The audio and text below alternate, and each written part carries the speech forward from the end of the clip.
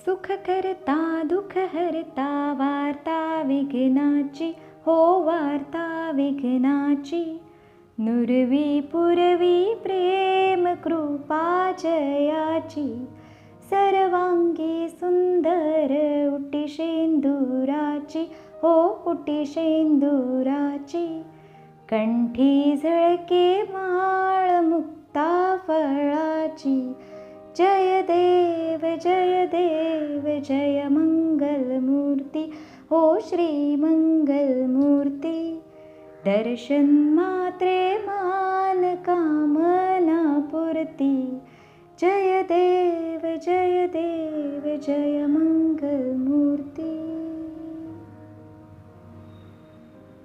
Hi everyone, welcome back to our channel.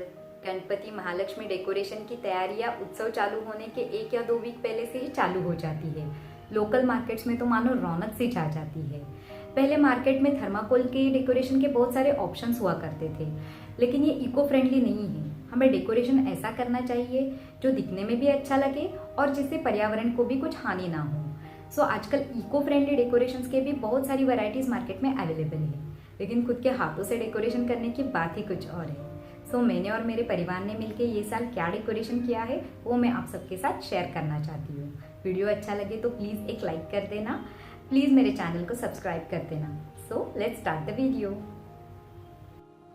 यहाँ पे fabricator को बोल के हमने एक कस्टमाइज टेबल बना के लिया है, जिसमें एक मेन टेबल है जिसकी लेंथ है 5.5 फीट, विड्थ है अराउंड 2.5 फीट और हाइट है अराउंड 3 फीट। इसे असेंबल करने के लिए 4 लेग्स दिए गए हैं। इस मेन टेबल के आगे ये 2 स्टेप्स लगाए जाते हैं, जिनकी साइज़ है 5.5 फीट बाय 1 फीट। टेबल के इमीडिएट सामने लगने वाले स्टेप की हाइट है अराउंड 2 फीट और उसके आगे वाले स्टेप की हाइट है 1 फीट। उसके बाद आगे 2 पीछे 2 ऐसे 4 रॉड्स को फिक्स किया जाता है।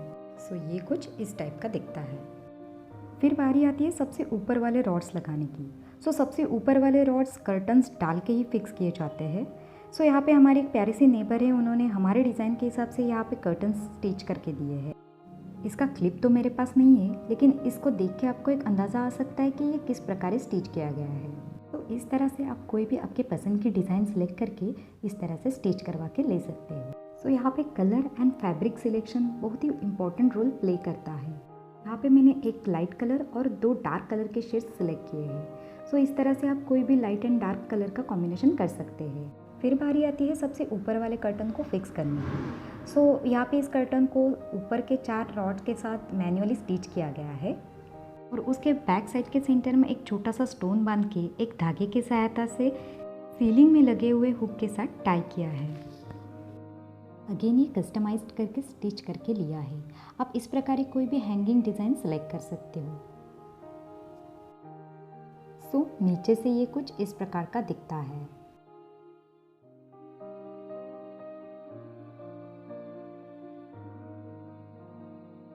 सब कुछ असेंबल करने के बाद ये कुछ ऐसा दिखता है।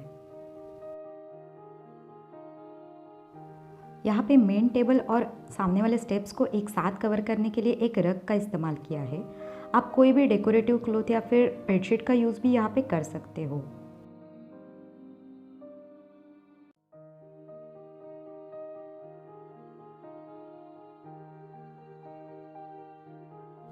फिर बारी आती है आर्टिफिशियल फूलों के मालाओं की। इनसे पूरे सेट का लुक एनहांस हो जाता है।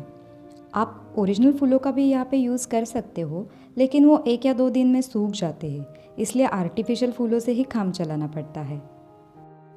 यहाँ पे मैंने कम से कम फूलों के मालाओं का इस्तेमाल किया है ताकि ये दिखने में सिंपल और अच्छा लगे।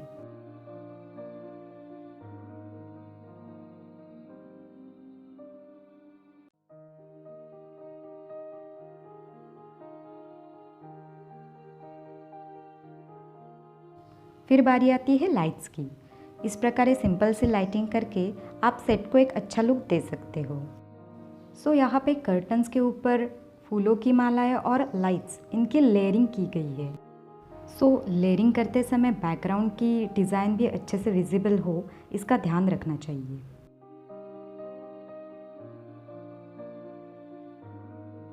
लाइट्स चालू करने के बाद ये कुछ इस प्रकार दिखता है।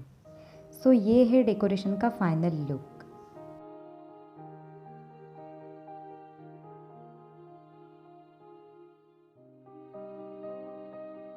डेकोरेशन जितना सिंपल रहेगा उतना ज़्यादा अच्छा लगता है, लेकिन अगेन ये हर एक की चॉइस के ऊपर डिपेंड करता है।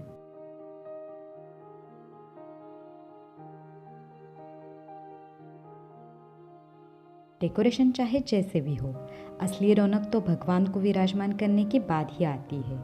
सो भगवान को विराजमान करने के बाद ये सेट कुछ मंदिर जैसे ही दिखने लगता है। यहाँ पे ये 4 मोल्ड से 2 महालक्ष्मी और 2 उनके बच्चों के, जिन्हें कपड़े और गहने पहनाकर सजाया जाता है। हमने तो ये मार्केट से परचेस किए हैं, लेकिन आप फैब्रिकेटर को बोल के आपके हिसाब से इन्हें भी कस्टमाइज़ करवा के ले सकते हो। सो यहाँ पे बड़े वाले मोल्ड्स को साड़ी पहनाकर, गहने पहनाकर, हाथ और मुखौटे यानी चेहरे लगाकर अच्छे से सजाया गया है। तो यहाँ पे हमारी रिद्धि सिद्धि यानी महालक्ष्मी विराजमान हो चुकी है।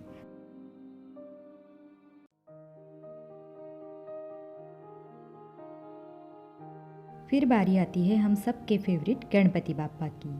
यहाँ पे इनकी प्रतिष्ठापना तो नहीं की है, लेकिन रिद्धि सिद्धि के बीच में इनको विराजमान किया है। तो यहाँ पे गणपति बाप्पा और महालक्ष्मी विराजमान हो चुकी है। इनका फाइनल लुक कुछ ऐसे दिखता है।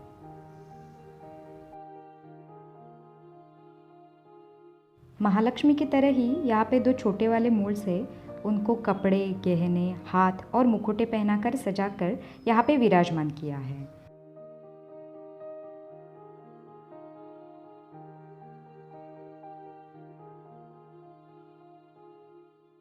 सो भगवान को विराजमान करने के बाद ये सेट कुछ इस प्रकार का दिखता है।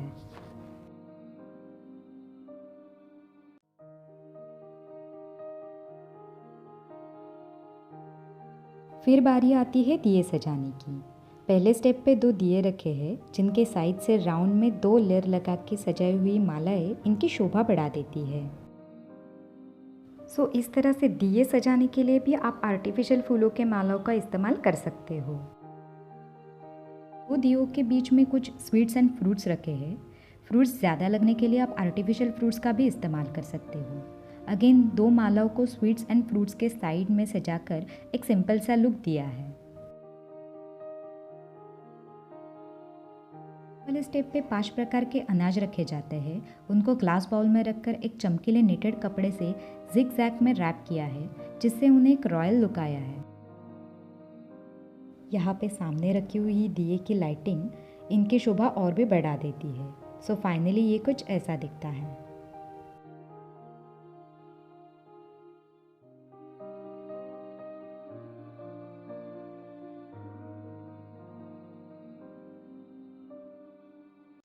फिर भगवान की पूजा करके भोग चढ़ाया जाता है। सो ये है इस पूरे सेट का फाइनल लुक। इस पूरे सेट को असेंबल करके सजाने में बहुत मेहनत लगती है। आई होप आप सबको हमारी ये मेहनत अच्छी लगी होगी। सो कैसे लगा आपको ये पूरा डेकोरेशन, मुझे कमेंट करके ज़रूर बताना। वीडियो अच्छा लगा हो तो प्लीज़ लाइक करके आपके फ्रेंड्स और फैमिली के साथ शेयर कर देना, और प्लीज़ मेरे चैनल को सब्सक्राइब कर देना ताकि मोटिवेट होकर मैं और अच्छे वीडियोस बना सकूँ। So this is all about Ganpati and Mahalakshmi decoration. Thank you so much for watching. Bye bye. Take care.